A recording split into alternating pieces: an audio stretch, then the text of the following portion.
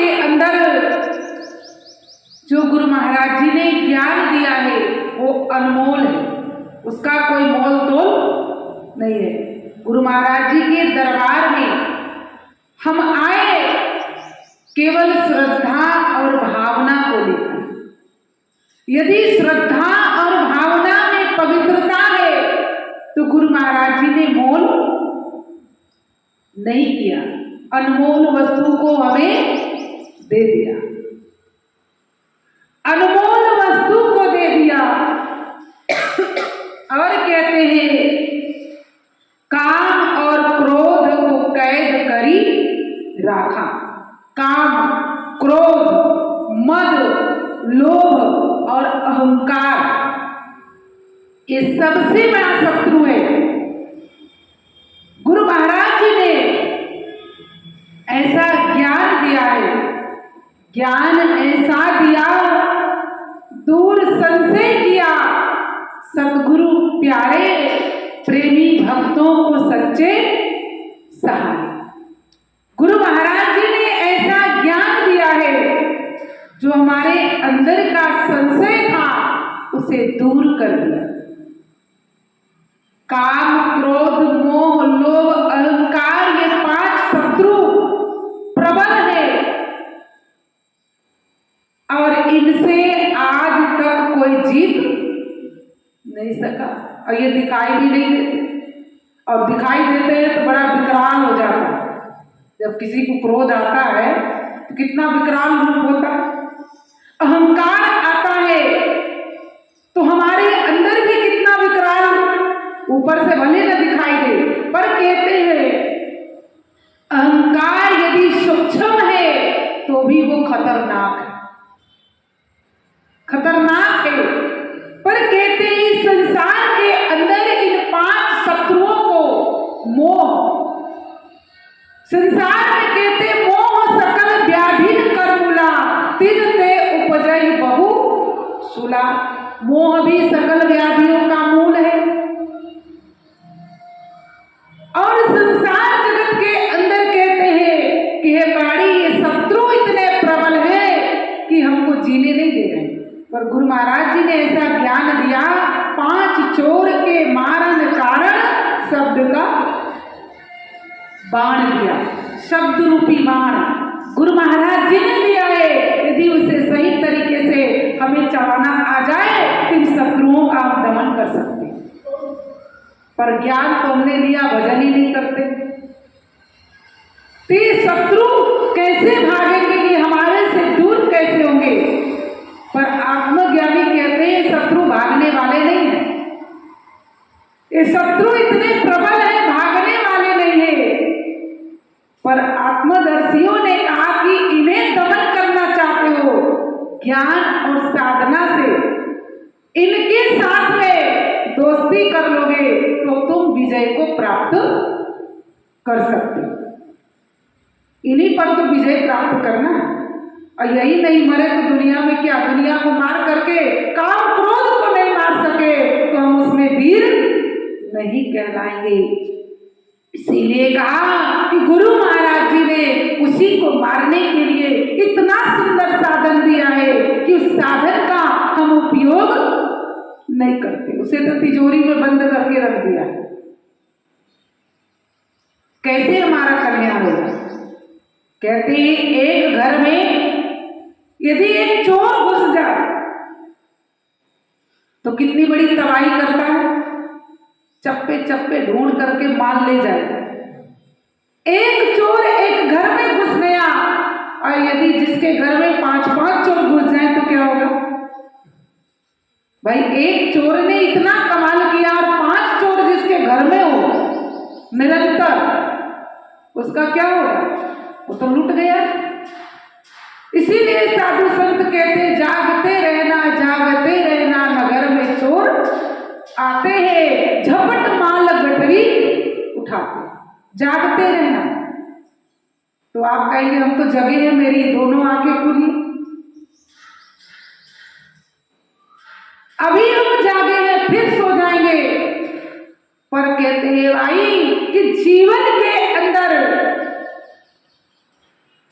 मोह की नींद से जागते रहना, और जो हमारा असली खजाना है उसको बचा के रखना। जैसे एक सेठ जी सत्संग में गए, सत्संग को उन्होंने सुना। सत्संग में सुनाया जा रहा था, आइए बैठिए और जाइए। सेठ जी को कोई और बात तो समझ में नहीं आई, पर 3 बात समझ में आई, उनके माइंड में फिट हो गया, आइए बैठिए और जाइए। जब सत्संग को सुन करके अपने घर आते हैं, रात्रि में सो जाते हैं, उसी दिन उनके घर में एक चोर घुसा। जैसे वो घुसता है और सेठ जी गहरी नींद में सोया, कहता है आइए। सेठ जी कहने लगा आइए, तो चोर ने सोचा शायद सेठ जी जग रहे हैं, फिर वो छुप गया। फिर देखा थोड़ी देर के बाद कोई हलचल नहीं हुई, थोड़ा सा आगे बढ़ा और बढ़ करके उसने सोचा सेठ जी ने माल तिजोरी में कहां रखा है, ढूंढा। तो सेठ जी ने कहा बैठिए। उसने कहा पक्का सेठ जी जगे हैं और मुझे देख लिया है कि मेरी खैर नहीं होगी।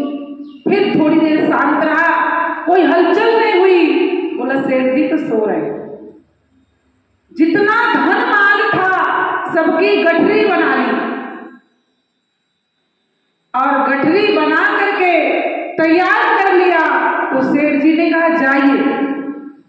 जिसने कहा अब तो पक्का हो गया, सेठ जी जगे हैं, सोने का बहाना कर रहे हैं और मुझे देख लिया है, ये बात अच्छी नहीं है। जाकर के सेठ जी के चरण को पकड़ लिया। जब उनके पैरों को पकड़ा तो हड़बड़ा करके सेठ जी उठकर बैठ गया, कौन हो क्या? उसने कहा सेठ जी मुझे माफ कर दीजिए, क्षमा कर दीजिए। बोले बात क्या है भाई? बोले नहीं आपने मुझे देख लिया है। मैंने कहा क्या देखा मैंने? बोले नहीं नहीं आपने सब देख लिया, मुझे क्षमा कर दीजिए। जब सेठ जी अपने आप में अच्छी तरह से जागृत अवस्था में आते हैं, तब उन्होंने देखा उस चोर ने बताया सेठ जी मैं चोरी के मकसद से आपके घर में आया, आपने कहा आइए, और मैं आगे बढ़ा, आपने कहा बैठिए, और जब मैंने माल समेट लिया तब आपने कहा जाइए। तो आपने मुझे तो देख लिया, मुझे क्षमा कर दीजिए। सेठ जी ने कहा भाई मैंने तो कुछ नहीं देखा, पर विचार करने लगा। सेठ जी विचार करने लगा, यदि आज मैं सत्संग में नहीं जाता, यदि सत्संग में नहीं जाता और इन शब्दों को नहीं सुनता, तो आज तो मेरे घर की सफाया हो जाती। पर सत्संग के 3 शब्द ने आज मेरे माल को, घर के सब कुछ बचा दिया। सेठ जी को बड़ा विचार आया, चोर को तो माफ कर दिया, छोड़ दिया, वो चलता बना। पर विचार आता है सत्संग में कितना पावर है, सत्संग में कितनी बड़ी शक्ति है कि आज उस सत्संग के शब्द ने मेरी रक्षा की। भाई 3 शब्द ने उसने सुना, इसीलिए कहते हैं शॉर्टकट में, लंबा चौड़ा नहीं। संतों ने मानव के जीवन में शॉर्टकट समझाया, बात समझ में आई तो जरा सी, और नहीं समझे तो भटके लग 84। तो क्या कहते हैं, एक घड़ी आदि ते पुण्य आद, तुलसी संगत साधु की कटे कोटि अपराध। अब सेठ जी ने कितना सत्संग सुना, मात्र 3 शब्द को अपने दिमाग में रखा। हम भी सत्संग सुनते हैं, प्रत्येक सप्ताह को आते हैं, पर हम अपने जीवन में कितना विचार करते हैं, हम खुद की आत्मा से खुद पूछें। सुनते सुनते हम सुन्न भी हो गए, पर हमारे जीवन में कितना परिवर्तन आया, हमारे जीवन में कितना बदलाव आ रहा है, हम स्वयं से अपने आप में समझे।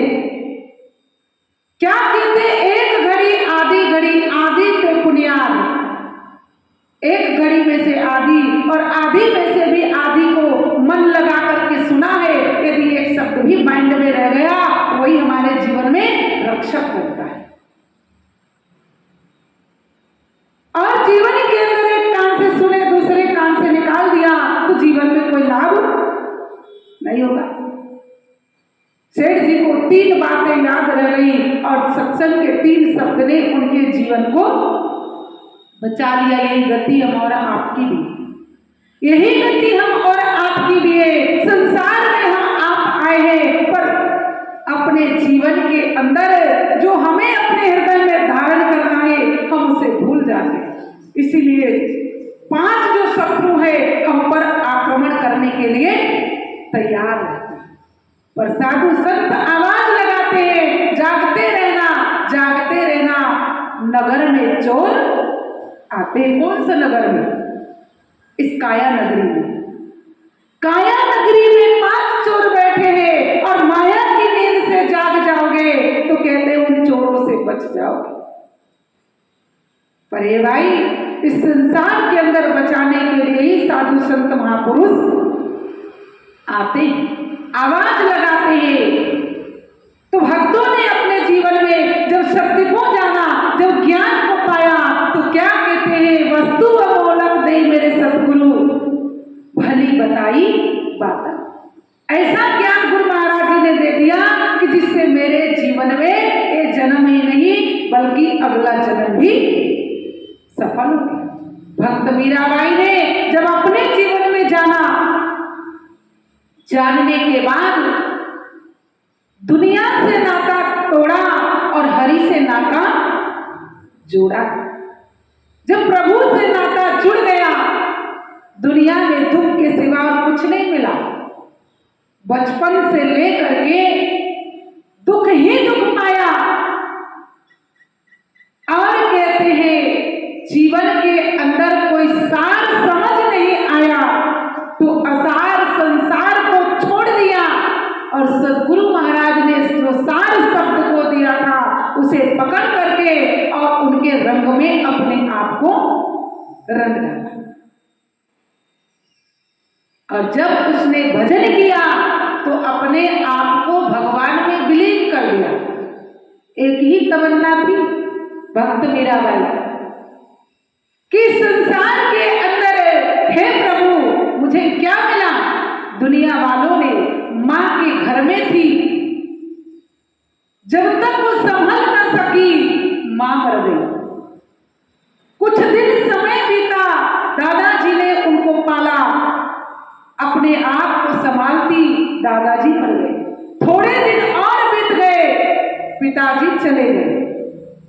ससुराल जाती है, पति चला गया। पति जाने के बाद उनका ससुर भी चला गया। दुनिया में उनको असार ही असार दिखा।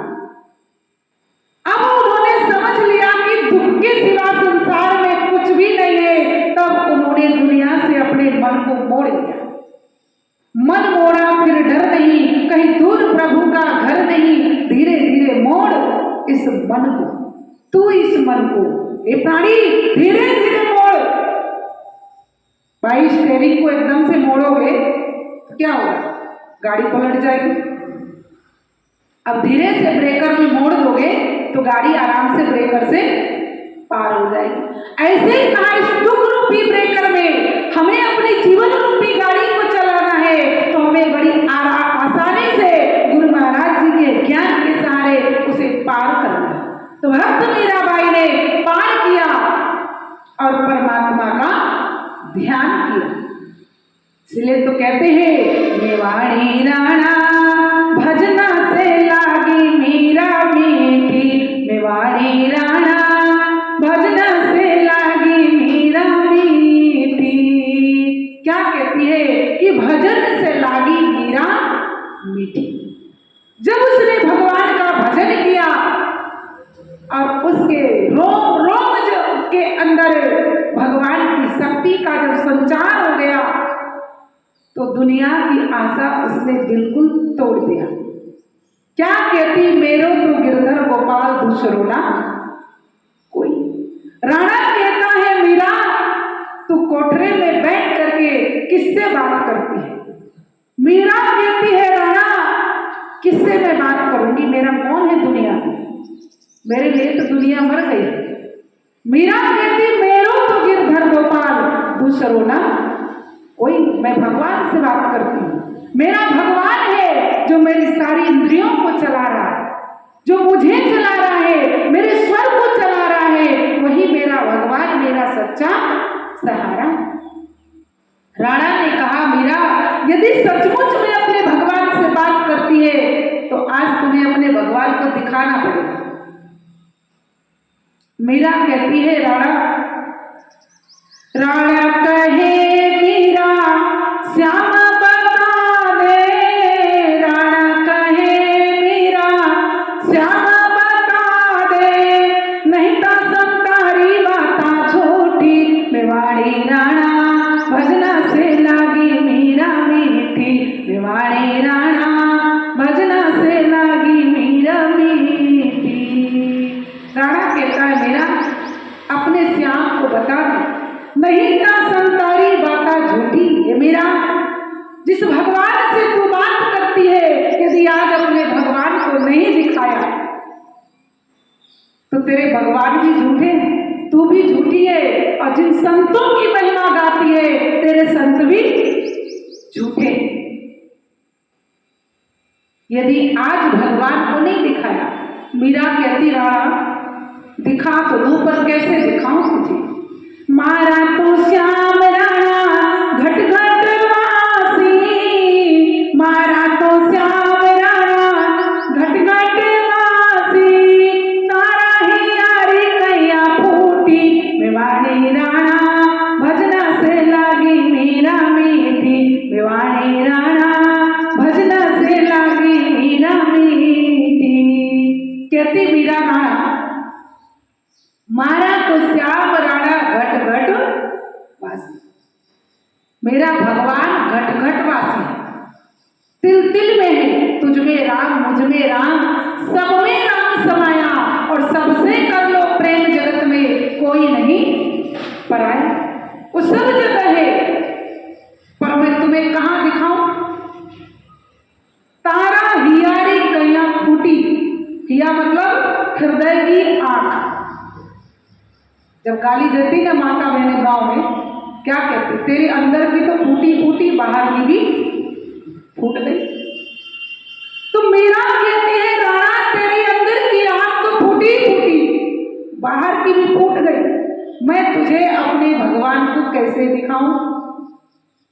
यदि दिखाऊं भी तो तुझे दिखाई देने वाले नहीं। मेरे भगवान को निर्मल मन वाला प्राणी जो होता है उसके अंदर बसते हैं, तुझ जैसा कपटी इंसान के अंदर मेरा भगवान नहीं बसता। जीवन के अंदर कहा वो दिखने वाले नहीं है। राणा को विचार आया मीरा मुझे गाली दे रही है, इनडायरेक्ट नहीं डायरेक्ट मीरा ने बोल दिया कि तेरी अंदर की आंख तो फूटी फूटी, बाहर की भी फूट गई। जैसे एक अंधा व्यक्ति हो, आप उस अंधे व्यक्ति से जाके कहोगे अंधा, क्या उसे अच्छा लगेगा। अंधे को अंधा कहे अंधा जा रूठ, धीरे से पूछ लो भैया कैसे गई फूट। अंधे को अंधा कहोगे तो भी रूठ जाएगा, आपसे झगड़ने लगेगा। और आप धीरे से उसके पास में बैठ के पूछेंगे भैया जन्म से हुआ, बाद में हुआ, कब हुआ, कैसे हुआ, सारी डिटेल में आपको बता दें। तो ऐसे मीरा ने राणा को डायरेक्ट बोल दिया तेरे अंदर की तो फूटी फूटी, बाहर की भी फूट गई। काहे कटार राणा मारन चाल्या, काहे कटार राणा मारन चाल्या, महल महल मीरा दिखी, मेवाड़ी राणा भजन से लागी मीरा मीठी, मेवाड़ी राणा भजन से लागी मीरा मीठी। राणा को क्रोध आया, क्रोध में आग बबूला हो गया कि मीरा ने मुझे गाली दिया, उसने काढ़ कटार राणा मारन चाला, उसने कटार निकाल लिया, तलवार निकाल लिया और मीरा को मारने के लिए दौड़ा। जब मीरा को मारने के लिए दौड़ा,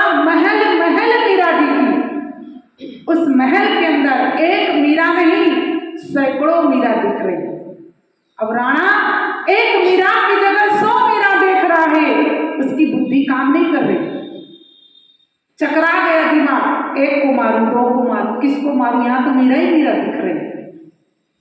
कहते हैं जीवन के अंदर जाको राखे साइयां, मार सके ना कोई, बाल न बांका कर सके चाहे सब जग बैरी कोई। भले संसार बैरी हो जाए, भले आकाश में जितने तारे हैं अंगारे बरसने लग जाए, यदि भक्त के ऊपर भगवान की कृपा है तो उसका कोई बाल बांका नहीं कर सकता, उसका कोई कुछ बिगाड़ नहीं सकता। मात्र वहां पर विश्वास की जरूरत है। यदि भगवान के चरणों में, गुरु महाराज जी के चरणों में विश्वास है, भरोसा है, तो भक्त का कोई भी बाल बांका नहीं कर सकता।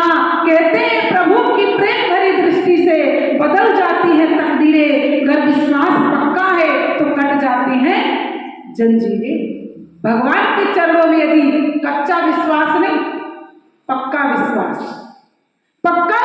यदि हो जाता है तो कहते सारे जंजीरें भी टूट जाती हैं। भगवान जब भक्त के ऊपर कृपा करते, इसलिए तो कहते हैं कृपा की न होती जो आदत तुम्हारी, तो सुनी ही रहती अदालत तुम्हारी। यदि भगवान की कृपा करने की आदत न होती तो उनकी अदालत में भीड़ भक्तों की लगती, कोई नहीं आता।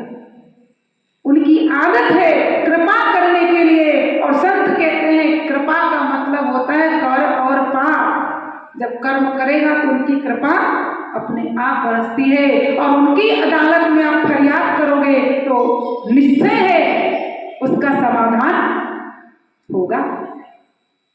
तो इसीलिए कहते हैं कि भगवान के बिना भक्त नहीं, और भक्त के बिना भगवान। जब भक्त नहीं होंगे भगवान कहाँ होगा, जब भक्त नहीं होंगे भगवान कहाँ होगा, हर एक समस्या का समाधान कहाँ होगा। कहते जब भक्त नहीं होंगे भगवान कहाँ होगा। भक्त के बिना भगवान की शोभा नहीं, और भगवान के बिना भक्त की शोभा नहीं है।